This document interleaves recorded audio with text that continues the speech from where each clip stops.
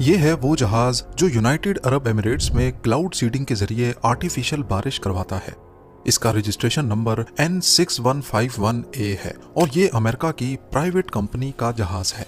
Flight data record में देखने पर मुझे मालूम पड़ा कि इसी रजिस्ट्रेशन नंबर का जहाज दुबई में फ्लड से सिर्फ एक दिन पहले 15 अप्रैल 2024 शाम को 4 बजे अबू धाबी में ज़ायद इंटरनेशनल एयरपोर्ट से टेक ऑफ हुआ।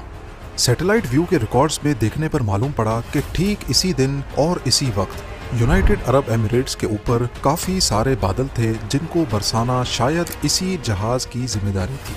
टेक ऑफ के बाद ये जहाज कहाँ गया और इसने क्या कुछ किया, इसके बारे में वीडियो में आगे चल के बात करते थे। ज़ेम टीवी के वीडियोस में एक बार फिर से खुशामदीद। नाजरीन, आमतौर पर यही ख्याल किया जाता है कि यूएई की आबो हवा बहुत ड्राई है और वहाँ पर बारिशें बहुत ही कम होती हैं, पर इस बार कुछ दिनों नहीं बल्कि कुछ घंटों में ही इतनी बारिश हो गई जितनी दुबई पूरे साल में देखता है। दुबई के शानदार एडमिनिस्ट्रेशन सिस्टम की वजह से इसको मिनी यूरोप भी कहा जाता है, लेकिन इस बार मिनी यूरोप में लाखों गाड़ियां, घर, शॉप्स और ऑफिसेज पानी में डूब गए और अगले 5 दिनों तक पानी को निकालना दुबई गवर्नमेंट का सर दर्द बना रहा। क्या ये दुबई में क्लाउड सीडिंग का नतीजा था या फिर इनका सीवरेज सिस्टम फेल हो गया, और अगर हाँ तो कैसे? 14 अप्रैल 2024 को गल्फ ऑफ ओमान से बारिशों का एक सिलसिला तेज तूफान के साथ ओमान में दाखिल होता है और मूसलाधार बारिश सबसे पहले ओमान को हिट करती है। सड़कों पर पानी जमा हो जाता है और 20 लोगों का जानी नुकसान होता है। देखते ही देखते ये सिलसिला 16 अप्रैल तक यूएई में दाखिल हो जाता है। शुरुआत में इसको एक नॉर्मल बारिश ही समझा गया जो कि 20 mm तक थी, लेकिन देखते ही देखते बारिश बढ़ती गई और सिर्फ चंद घंटों में ये 20 mm से 142 mm यानी करीब 5.5 इंच तक पहुंच जाती है।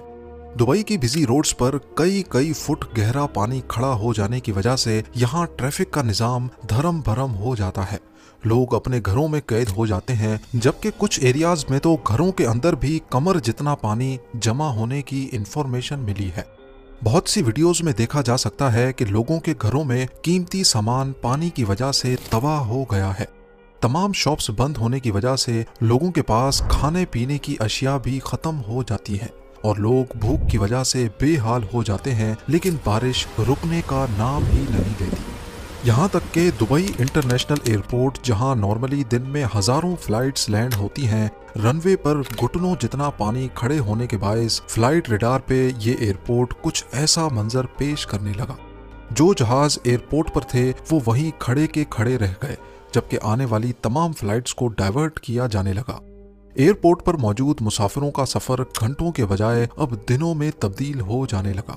मामूली सी दिखने वाली बारिश धीरे धीरे दुनिया के सबसे तरक्की याफ्ता शहर को पूरी तरह जैम करके रख देती है और स्कूल्स, ऑफिसेज को अननोन ड्यूरेशन के लिए बंद कर दिया जाता है। दुबई की एक मशहूर इंश्योरेंस कंपनी के मालिक का कहना है कि सिर्फ एक हफ्ते में हमें हजारों की तादाद में गाड़ियों के इंश्योरेंस क्लेम्स मौसूल हुए हैं, जो पहले के मुकाबले में 400% ज्यादा हैं। इसी तरह रेस्टोरेंट्स और शॉप्स की तरफ से लाखों दरम्स की इंश्योरेंस क्लेम्स मौसूल हो चुके हैं, जो हमारे लिए बहुत ज्यादा हैं। मीटियोलॉजिकल अथॉरिटीज का कहना है कि 1949 से वेदर का डाटा रिकॉर्ड करना शुरू किया गया था और 1949 से लेकर अब तक यानी 75 सालों में ये यूएई में होने वाली सबसे ज्यादा बारिश थी। मगर असली सवाल जो सबके जहन में मौजूद है कि आखिर ऐसा क्या हुआ कि दुनिया का खुश्क तरीन इलाका इस कदर शदीद बारिश की लपेट में आ गया। बारिशों से तबाही के बाद सोशल मीडिया पर ये अफवाह फैलने लगी कि ये बारिश दुबई की क्लाउड सीडिंग का नतीजा है। क्या ये अफवाह वाकई सच्ची है? 15 अप्रैल 2024 शाम 4 बजे के करीब अबू धाबी एयरपोर्ट से N6151A रजिस्ट्रेशन नंबर वाला जहाज टेक ऑफ हुआ, जो नॉर्मली पहले भी यूएई क्लाउड सीडिंग एक्टिविटी में देखा गया है। इसके रूट में देखा जा सकता है कि पहले वो सीधा यूनाइटेड अरब एमिरेट्स के ईस्ट कोस्ट पर मौजूद पहाड़ी एरिया के ऊपर गया और वहां गोल गोल चक्कर लगाए। फिर उसने शारजा के ईस्ट में 2 अलग अलग लोकेशंस पर ऐसे ही गोल चक्कर दोबारा से लगाए और फिर फाइनली दुबई के ईस्ट में भी लहबाब के ऊपर गोल चक्कर लगाने के बाद करीब शाम को 5:30 बजे वापस अबू धाबी एयरपोर्ट पर लैंड कर गया। लेकिन यूनाइटेड अरब एमिरेट्स के नेशनल सेंटर फॉर मीटियोलॉजी के डिप्टी डायरेक्टर का कहना है कि क्लाउड सीडिंग का जहाज उस दिन टेक ऑफ तो जरूर हुआ था, लेकिन इसने सीडिंग एक्टिविटी नहीं की थी।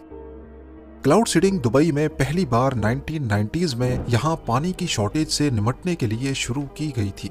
क्लाउड सीडिंग का बेसिक रूल ये है कि जब भी ऐसे बादल देखे जाएं जो अभी बन रहे हों, उस वक्त उनके ऊपर जहाज के जरिए पार्टिकल्स स्प्रे किए जाते हैं जो मोस्टली नमक या फिर सिल्वर आयोडाइड होता है। ये नमक जब बादलों में मौजूद मॉइस्चर से कांटेक्ट में आता है तो वेपर्स पहले आइस क्रिस्टल्स में कन्वर्ट होते हैं और फिर भारी होने की वजह से बरसना शुरू हो जाते हैं। नीचे आते आते जैसे ही टेम्परेचर चेंज होता है तो ये बर्फ से ड्रॉपलेट्स में बदल जाते हैं। अगर United Arab Emirates cloud seeding ना करे तो यही बादल नेचुरल तौर पे कहीं और जाकर बरसेंगे। पर क्या वाकई ये बारिश और फ्लड्स जिन्होंने दुबई और ओमान में तबाही मचाई ये क्लाउड सीडिंग का ही नतीजा था या नहीं? क्योंकि लोगों का कहना है कि पहले से आने वाले तूफान की वजह से क्लाउड सीडिंग ने इस पर कैटलिस्ट का रोल प्ले किया और तभी मामला दुबई के हाथों से निकल गया। पर मेरी जांच से ये मालूम पड़ता है कि इतनी ज्यादा बारिश क्लाउड सीडिंग का रिजल्ट नहीं हो सकती, क्योंकि जो एयरक्राफ्ट हमने ट्रैक किया वो सिर्फ यूएई के ऊपर ही घूम रहा था, ना कि ओमान के ऊपर। जबकि सैटेलाइट व्यू में देखा जाए तो बादल खुद ओमान की तरफ से आ रहे थे। एक्सपर्ट्स का भी कुछ इसी तरह का ख्याल है। वेदर एक्सपर्ट्स का कहना है कि क्लाउड सीडिंग से बारिश जरूर होती है, लेकिन इस कदर ज्यादा बारिश नहीं कि सैलाब की सूरत पैदा हो जाए। माहिरीन का कहना है कि क्लाउड सीडिंग से बारिश पैदा नहीं की जाती, बल्कि बारिश तो पहले से हवा में मौजूद होती है, उसको सिर्फ बरसाया जाता है। इसीलिए क्लाउड सीडिंग को इस फ्लड का जिम्मेदार ठहराना किसी सूरत भी ठीक नहीं है। इंपीरियल कॉलेज ऑफ लंदन की एक मशहूर क्लाइमेट एक्सपर्ट फ्रीडरिक ऑटो का कहना है कि ये बारिशें इंसानी क्लाइमेट चेंज का नतीजा है, यानी हमारी गलतियों की वजह से जो दुनिया भर का मौसम तब्दील हो रहा है, जिसमें हमारे एग्रीकल्चर प्रोसेस, इंडस्ट्रियल प्रोसेस और जंगलात का खात्मा शामिल है। क्लाइमेट चेंज से तो पूरी दुनिया ही मुतासिर है और अगर इसका हल ना निकाला गया तो आने वाले चंद सालों में शदीद मौसमी तब्दीलियों से पूरी दुनिया को नुकसान उठाना पड़ सकता है। माहिरीन का ये भी कहना है कि अगर ऐसी बारिशें किसी ऐसे मुल्क में होती जहां बारिशें होती रहती हैं तो शायद इस कदर नुकसान ना होता जितना यूनाइटेड अरब एमिरेट्स और ओमान में हुआ है। इसकी वजह यह है कि यूएई और ओमान में अमूमन ज्यादा बारिशें नहीं होती, इसीलिए यहाँ प्रॉपर ड्रेनेज सिस्टम मौजूद नहीं है और शहर को फ्लड जैसी सूरत हाल से निपटने के लिए तैयार नहीं किया जाता।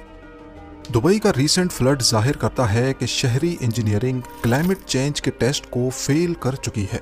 पहली बात यह कि हमें नहीं भूलना चाहिए कि दुबई रेत पर बनाया गया था, वो रेत जो पानी को आसानी से एब्जॉर्ब कर लेती है। लेकिन इसी रेत को अगर हम कंक्रीट डालकर ढक दें तो जाहिर है उसकी पानी एब्जॉर्ब करने की सलाहियत कम हो जाएगी। और ऐसा ही कुछ दुबई के साथ भी हुआ है। रियल एस्टेट डेवलपर्स ने दुबई के नेचुरल टेरेन को बदल दिया है और अब यहाँ की ज़मीन पानी को बहुत कम एब्जॉर्ब करती है।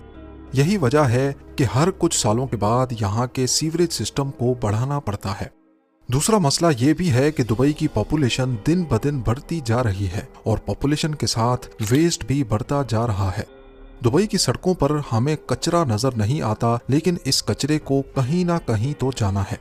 दुबई का सीवरेज सिस्टम इतना बड़ा नहीं है कि 142 mm की बारिश का पानी अचानक से निकाल सके। लिहाजा जब पानी खड़ा होना शुरू हुआ तो उसने कचरे को भी अपने साथ बहाकर पहले से छोटे सीवरेज सिस्टम को आसानी से ब्लॉक कर दिया और मसला बद से बदतर हो गया। आमतौर पर जब ऐसी सूरत हाल पैदा होती है तो उस वक्त ब्लॉक्ड सीवरेज लाइन को आइडेंटिफाई करना बहुत मुश्किल काम होता है। ऐसा सिर्फ दुबई में ही नहीं बल्कि दुनिया की दूसरी डेवलप्ड सिटीज में भी देखा गया है। पिछली बारिशों में न्यूयॉर्क सिटी का भी कुछ ऐसा ही हाल था। स्कूल्स, रोड्स और घरों में पानी खड़ा हो गया। सीवरेज लाइंस जो ऑलरेडी पानी में मिट्टी की वजह से आधी आधी चोक थी, जब अचानक उसमें ज्यादा पानी आया तो वो बर्दाश्त नहीं कर पाई। ये बात सुनने में थोड़ी अजीब लगती है, लेकिन दुबई में अभी तक भी काफी एरियाज को सीवरेज कनेक्शन नहीं दिए गए। यहाँ तक के दुनिया के सबसे ऊंचे स्काई स्क्रैपर बुर्ज खलीफा को भी नहीं। बुर्ज खलीफा का सारा वेस्ट एक सेप्टिक टैंक में जमा होता है और उसको डेली बेसिस पे डंपर्स की मदद से खाली किया जाता है। खुशकिस्मती से 16 अप्रैल की बारिश में दुबई के पास रिसोर्सेज और टेक्नोलॉजी के साथ साथ बेहतर मैनेजमेंट मौजूद थी। इसीलिए जल्द अज जल्द टैंकर्स और मशीनरी की मदद से ज्यादातर लोकेशंस पर से पानी निकाल लिया गया और सिस्टम को बहाल कर दिया गया। लेकिन ये आखिरी बारिश नहीं थी। ऐसी बारिशें फिर से हो सकती हैं क्योंकि क्लाइमेट चेंज का खतरा हर वक्त सर पे मंडला रहा है। इसीलिए दुबई के रूलर शेख मोहम्मद बिन राशिद अल मखदूम ने दुबई में एडिशनल सीवरेज लाइंस के लिए 80 अरब धर्म की मंजूरी दे दी है। यानी ये इतनी ही रकम है जिसमें 15 बुर्ज खलीफा दोबारा से बनाए जा सकते हैं। उम्मीद है ज़ेम टीवी की ये वीडियो भी आप लोग भरपूर लाइक और शेयर करेंगे। आप लोगों के प्यार भरे कमेंट्स का बेहद शुक्रिया। मिलते हैं अगली शानदार वीडियो में।